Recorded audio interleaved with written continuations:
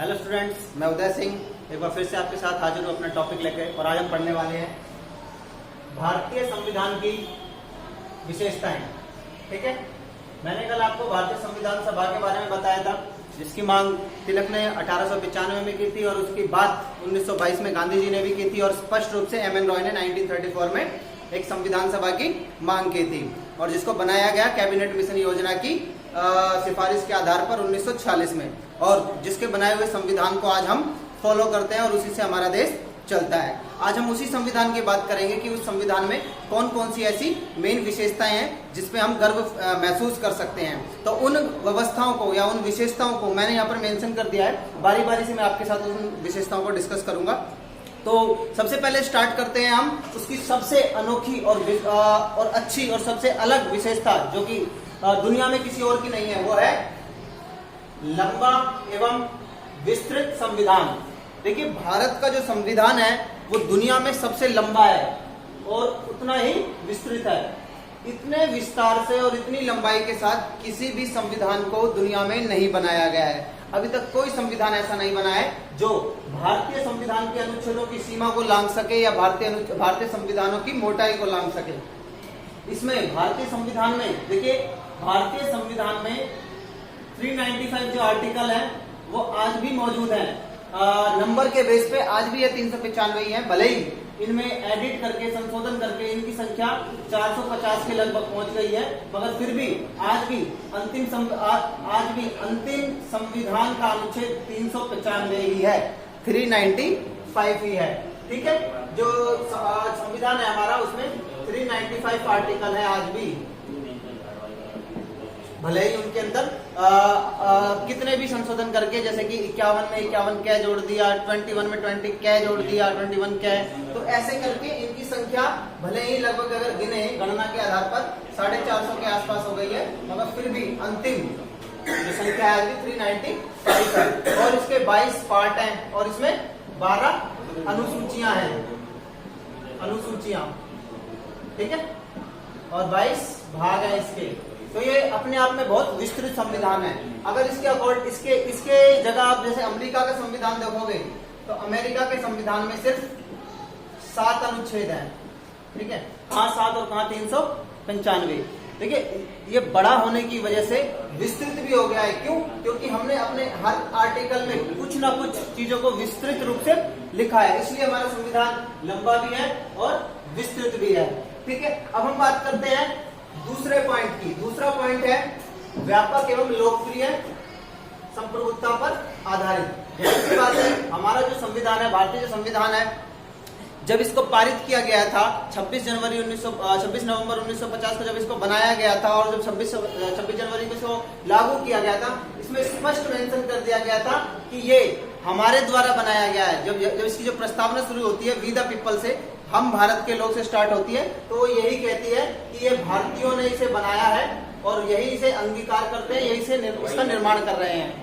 यानी कि भारतीय ही इस संविधान को बना रहे हैं और भारतीय ही इस संविधान को अपना रहे हैं। यानी कि ये भारत की जनता के द्वारा बनाया गया है और भारत की जनता के लिए ही बनाया गया है। यही है संप्रभुत्व, यानी कि हमारा जो ये संविधान है किसी विदेशी ताकत ने नहीं बनाया, बल्कि हमने स्वयं इसको बनाया है। आप देखेंगे जापान का जब आप संविधान पढ़ते हो तो जापान का संविधान जो आज भी जो बना हुआ है वह अमेरिकी सेना के द्वारा बनाया गया है।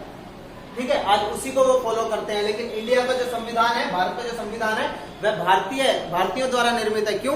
क्योंकि जो संविधान सभा जिसने बनाया है इसको, उसके जितने भी सदस्य थे वो सारे क्या थे? भारतीय थे। और भले ही 1946 में इसकी स्थापना हुई हो संविधान सभा की, लेकिन इसने स्वतंत्रता पूर्वक काम किया और अपना रिजल्ट 1947 के बाद ही दिया है। और 1947 में भारत स्वतंत्र हो गया था, इसलिए संविधान सभा के द्वारा किया गया सभी कार्य स्वतंत्रता पूर्वक है। और इसकी स्वीकृति हमने, इसको पास भी कराने की स्वीकृति हमने, भारतीय संविधान को पास कराने की स्वीकृति हमने इंग्लैंड की संसद या महारानी से नहीं की है। क्यों? क्योंकि हमने ये स्वयं अपने आप किया है। जो हमारे संविधान के सदस्य थे, संविधान सभा के सदस्य थे, उनके द्वारा। इस प्रकार जो संप्रभुत्व का जो कॉन्सेप्ट होता है कि बाहरी या आंतरिक रूप से नियंत्रणों से मुक्ति, इस पर हमारा संविधान खरा उतरता है। इसलिए भारतीय संविधान संप्रभु है और वो भी व्यापक रूप से। क्यों? क्योंकि संविधान सभा में जो सदस्य थे उनका चुनाव हर प्रांत से हुआ था, हर देशी रियासत से हुआ था। हैदराबाद की रियासत को छोड़कर बाकी सभी रियासतें संविधान सभा में सम्मिलित हुई थी। नेक्स्ट आ जाते हैं हम समाजवाद पे। देखिए हमारा जो संविधान है उसमें समाजवाद का जो शब्द है वह पहले मेंशन नहीं था, यानी कि मूल संविधान में समाजवाद का शब्द मेंशन नहीं था। ठीक है, इसे बाद में जोड़ा गया है। बाद में कब जोड़ा गया है? इसे बाद में जोड़ा गया है 42 सेकेंड यानी कि 42वें संविधान संशोधन के द्वारा।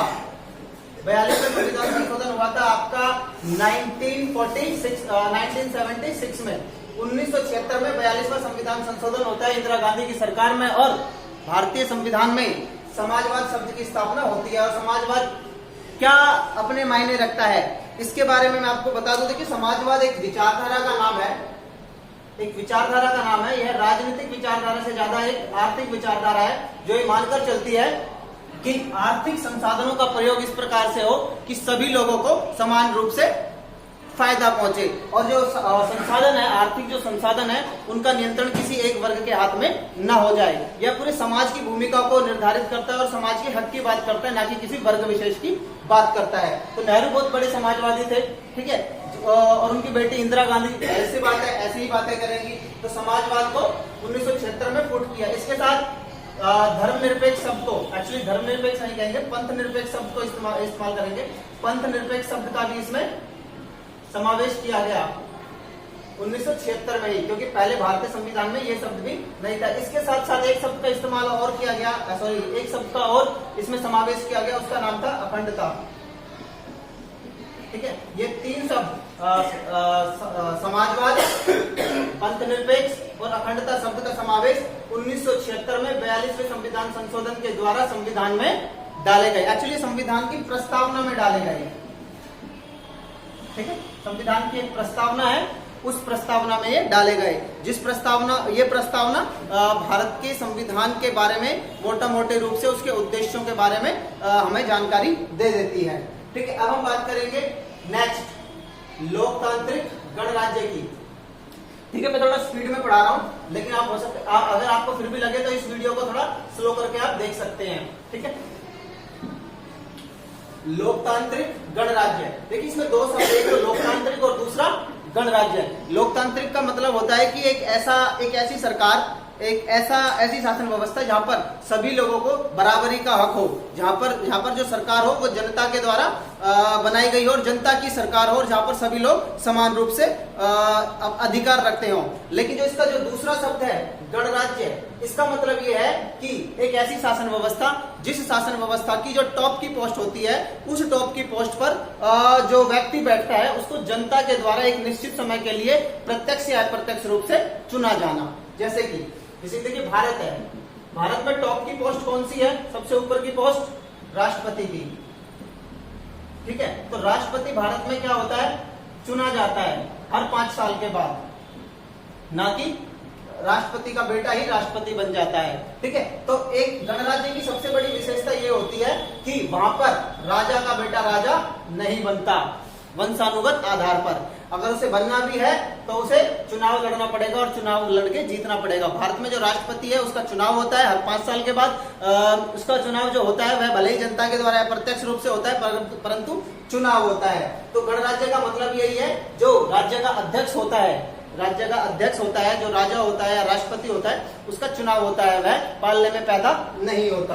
ठीक है, नेक्स्ट है मौलिक अधिकार और कर्तव्य, यानी कि भारतीय संविधान में मौलिक अधिकारों के लिए जगह है और मौलिक कर्तव्यों के लिए भी जगह है। मौलिक अधिकारों का वर्णन भारतीय संविधान में भाग 3 में कर दिया गया है, जो कि भाग 3 में 12 से अनुच्छेद 35 तक इसका वर्णन किया गया है, और 6 मौलिक अधिकारों का वर्णन हमारे संविधान में अभी है। मूल संविधान में 7 मौलिक अधिकारों का वर्णन था, परंतु वर्तमान में 6 मौलिक अधिकार भारतीयों को दिए गए हैं। इसके साथ ही मूल कर्तव्यों की व्यवस्था भी भारतीय संविधान में कर दी गई है। पहले से मौजूद नहीं थी मूल संविधान में, बाद में मौलिक कर्तव्यों को संविधान में डाला गया है। नेक्स्ट है नीति निर्देशक तत्व।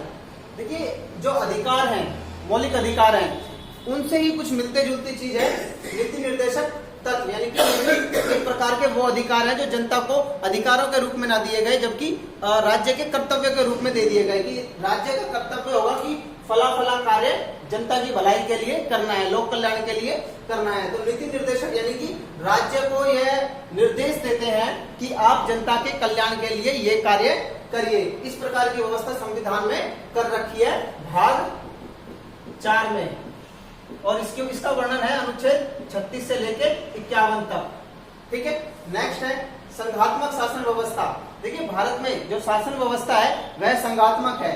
इसको मैं अच्छे तरीके से ऐसे समझाता हूं आपको। देखिए किसी भी देश की शासन व्यवस्था या तो संघात्मक होती है या एकात्मक होती है।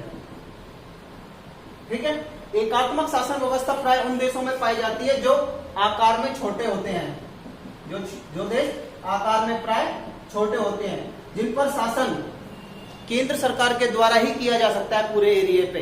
उसके लिए अलग अलग छोटी सरकारों, राज्य सरकारों या जिला सरकारों की आवश्यकता नहीं पड़ती है। मगर जब देश बड़े होते हैं, खासकर भारत जैसे, अमेरिका जैसे, इन देशों में दूर दराज के एरिया तक शासन को अच्छे तरह से संचालन करने के लिए शासन को यानी कि सरकार को 2 भागों में बांट दिया जाता है, एक केंद्र सरकार और दूसरी राज्य सरकार। ठीक है, तो राज्य सरकार अपने क्षेत्र में कार्य करते हैं, इनको शक्तियां बांट दी जाती हैं दोनों को, और केंद्र सरकार अपने क्षेत्र में कार्य करते हैं। और ये केंद्र सरकार और राज्य सरकार दोनों एक साथ चलती हैं, अपने अपने एरिया में कार्य करती हैं। और ऐसी व्यवस्था जहां पर 2 सरकारें हों और दोनों शक्तियां संविधान से प्राप्त करती हों और एक साथ अपने अपने क्षेत्र में कार्य करती हों, ऐसी व्यवस्था को संघात्मक शासन प्रणाली कहते हैं। तो भारत में इसी प्रकार की शासन प्रणाली है। केंद्र में देखिए आज नरेंद्र मोदी सरकार है और राजस्थान एक राज्य है अकॉर्डिंग टू इस व्यवस्था के अनुसार, और राजस्थान में अशोक गहलोत की सरकार है। और ऐसे ही इसके जो विभिन्न राज्य हैं भारत के, उन सब में किसी न किसी पार्टी की अलग अलग सरकारें हैं, और केंद्र सरकार में भी अपनी अलग सरकार है, और ये दोनों सरकारें समानांतर चलती हैं अपने अपने क्षेत्राधिकार के तहत। ठीक है, ये है आपकी संघात्मक शासन व्यवस्था। और एकात्मक शासन का एक उदाहरण है जैसे कि चीन, इंग्लैंड। ठीक है, यहाँ पर क्या है, एकात्मक शासन है। यहाँ पर पूरे के पूरे देश का शासन सिर्फ केंद्र के द्वारा चलाया जाता है, वहां पर कोई राज्य सरकारें नहीं होती हैं। अमेरिका एक संघात्मक शासन का बेस्ट एग्जांपल है। ठीक है, ये हो गया। अब मैं आपको बताने वाला हूं अगला पॉइंट कौन सा है, संसदीय शासन प्रणाली। देखिए शासन प्रणाली प्राय 2 प्रकार की होती है। ये थी शासन व्यवस्था, अब ये शासन एक प्रकार की प्रणाली व्यवस्था को, ये किसकी, ये सरकार की व्यवस्था है। सरकार प्राय 2 प्रकार की हो सकती है, एक अध्यक्षात्मक और दूसरी प्रधानमंत्री है या संसदीय है या मंत्रिमंडलीय है। इसके ये नाम है अलग अलग, और इसका अलग नाम होता है राष्ट्रपतीय शासन प्रणाली, राष्ट्रपतीय शासन प्रणाली या अध्यक्षात्मक शासन प्रणाली। अध्यक्षात्मक शासन प्रणाली में या राष्ट्रपतीय शासन प्रणाली में जो राष्ट्रपति होता है वही सर्वे सर्वा होता है, और उसी के पास सारी शक्तियां होती हैं, नाम मात्र की और वास्तविक की। लेकिन संसदीय शासन प्रणाली में प्रधानमंत्री और मंत्री परिषद या मंत्रिमंडल भी इंपॉर्टेंट होती है, उसी के पास सारी पावर्स होती हैं। और इसमें राष्ट्रपति सिर्फ नाम मात्र का होता है, उसके पास शक्तियां भी सिर्फ नाम मात्र की होती हैं। इन सभी शक्तियों का प्रयोग मंत्रिमंडल या प्रधानमंत्री ये करते हैं। इसलिए, और ये कहां से चुने जाते हैं, ये संसद से चुने जाते हैं, संसद के माध्यम से चुने जाते हैं। ठीक है, तो इनमें मेन फर्क यही है, अध्यक्षात्मक शासन प्रणाली वो शासन प्रणाली होती है जिसमें राष्ट्रपति के पास सभी पावर्स वास्तविक रूप से होती हैं, और संसदीय शासन प्रणाली में राष्ट्रपति सिर्फ नाम मात्र का होता है, मंत्रिपरिषद और प्रधानमंत्री यही इंपॉर्टेंट होते हैं। ठीक है, अब मैं नेक्स्ट पॉइंट आपको कराने वाला हूं, कौन सा, स्वतंत्र न्यायपालिका। देखिए हमारे देश में, हमारे भारतीय संविधान में स्वतंत्र न्यायपालिका है। कैसे, देखिए सर्वोच्च न्यायालय है हमारे देश में, हाई कोर्ट है हमारे देश में। ठीक है, अब मैं बात करता हूं किसकी, केंद्र सरकार और राज्य सरकार की, संघात्मक शासन व्यवस्था है। केंद्र सरकार और राज्य सरकार में किसी बात को लेकर लड़ाई हो जाए, किसी अधिकार को लेकर, क्योंकि संविधान ने अधिकार बांट रखे हैं, तो ये तय कौन करेगा? अगर जब झगड़ा हो गया तो किसके पास कौन सी पावर है? सुप्रीम कोर्ट तय करेगा। अब सुप्रीम कोर्ट कब तय कर सकता है? जब उसके ऊपर सरकार का नियंत्रण ना हो। अब सरकार का किसका?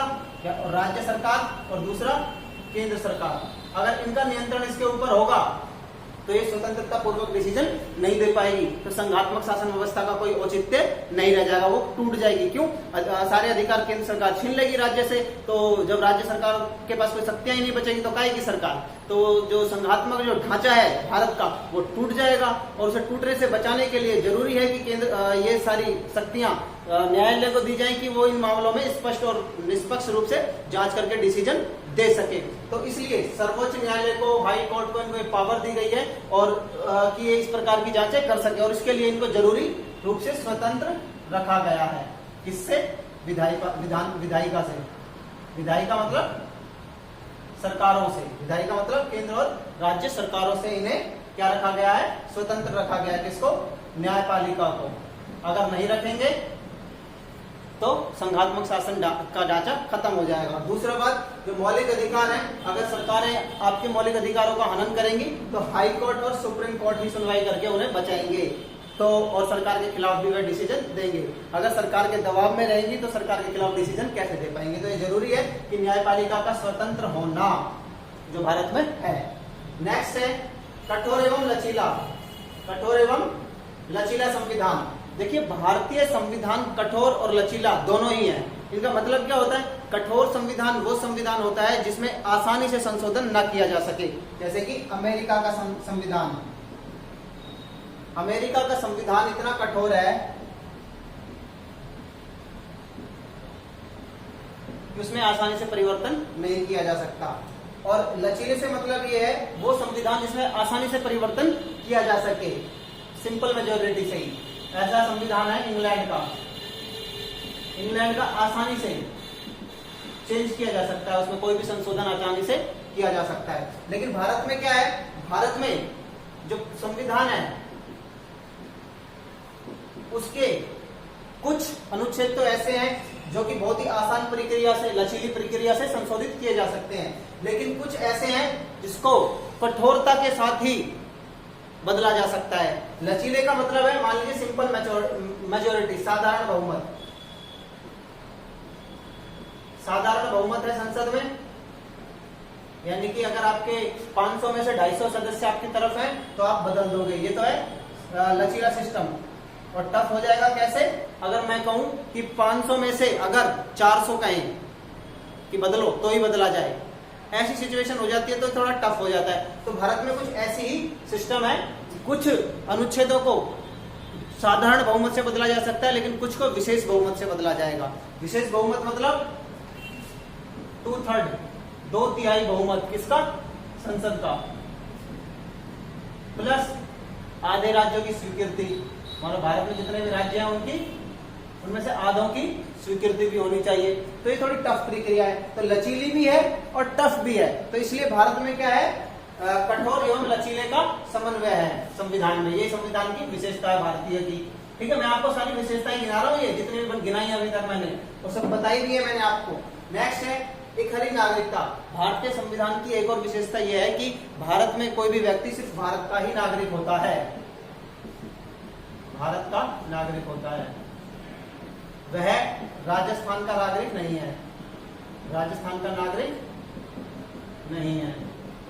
ठीक है, भारत में सिर्फ एक ही प्रकार की नागरिकता होती है और वह होती है भारत का नागरिक होना, और जो जिससे क्या बनता है? भारतीय, यानी कि इंडियन। ठीक है, एक ही प्रकार की नेशनलिटी है, राष्ट्रीयता है। ठीक है, लेकिन अमेरिका में क्या है? दोहरी नागरिकता है, दोहरी नागरिकता है, यानी कि वहां पर एक व्यक्ति अमेरिका का भी नागरिक है, साथ ही साथ में वह उस स्टेट का भी नागरिक है जिस स्टेट में वह रहता है। नेक्स्ट है वयस्क मताधिकार। भारत में एक निश्चित आयु प्राप्त कर लेने के बाद प्रत्येक व्यक्ति को वोट डालने का अधिकार है। मूल संविधान में यह 21 वर्ष रखी गई थी यह आयु, मगर 61वें संविधान संशोधन के बाद इसे चेंज करके 18 वर्ष कर दिया गया है। 18 वर्ष के बाद हर स्त्री और पुरुष को मत डालने का अधिकार है भारत में, ठीक है। नेक्स्ट है कल्याणकारी राज्य की स्थापना। देखिए भारतीय संविधान में बहुत सारे ऐसे प्रावधान हैं जो भारतीय राज्य को कल्याणकारी राज्य की ओर अग्रसर होने के लिए प्रेरित करते हैं। राज्य के नीति निर्देशक सिद्धांत इसी प्रकार का एक बेस्ट एग्जाम्पल है जो राज्य को लोक कल्याणकारी की तरफ ले जाते हैं। तो आज के लिए बस इतना ही काफी है। Thank you.